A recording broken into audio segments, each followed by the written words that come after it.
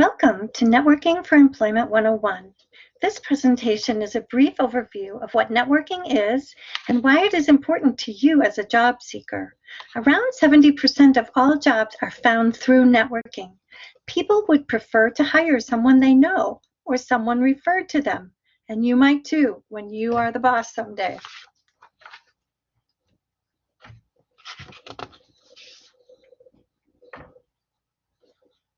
The best way to define networking is to consider the conversations that you engage in on a daily basis. You communicate by speaking and listening. You exchange information and look for things that you have in common with others. We are all members of many networks, such as family, friends, church, coworkers, people we ride the bus with, sports teams, and many more. Take a moment to think about the different networks you are a part of. In a job search, you will need to find and build the right network. Your first step to finding and building your employment network is to gather and spread information. To do that effectively, you need to be able to articulate your professional, career, or job objective. If you cannot clearly state what you want to do or what you are looking for, others will have a very difficult time helping you. For many people, especially college students, this can be difficult. How are you supposed to know what's available? There are several resources to help you narrow down your career objective, and you might have several you would like to pursue. We will cover some of these resources during this presentation. To help you verbalize what you would like to do, search for job postings and position descriptions using different job titles. What are the primary job duties and what skills do you need to perform them? Do you have the skills? What are the keywords used in the description? Are they on your resume? Not real sure about this job? Think about doing an informational interview. That's when you speak with someone doing that job to find out more about the day-to-day experience of working in that position. The second step is to understand your target market. Who are the people that actually hire for your career objective, and how can you connect or network with them? What kind of organization are you interested in? Big, small, not-for-profit, government, education, supply chain, healthcare, manufacturing? All industries hire people with different skills. So for example, a hospital also hires accountants, network administrators, event planners, marketing, purchasing agents, and social workers, not just doctors and nurses. What professional organizations do the experts belong to? And what about the HR people? Do you belong to organizations that allow you to network with professionals in your field of study?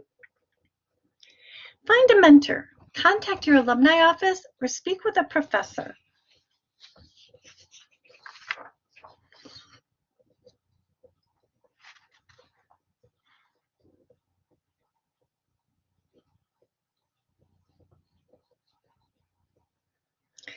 To help you identify a career objective, try this resource.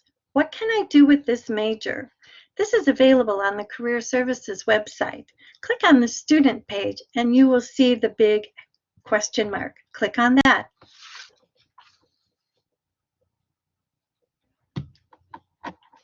After you've identified a few sample occupations, look up the employers that would hire your major by the state you want to live in.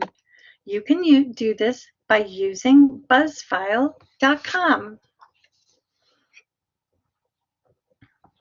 The third step in this process is to develop a core message.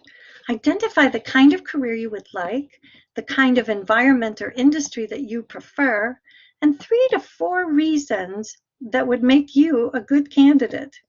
This is your 30-second or elevator speech. This is important when you attend networking events like a job fair and you need to introduce yourself. Is there something unique about you?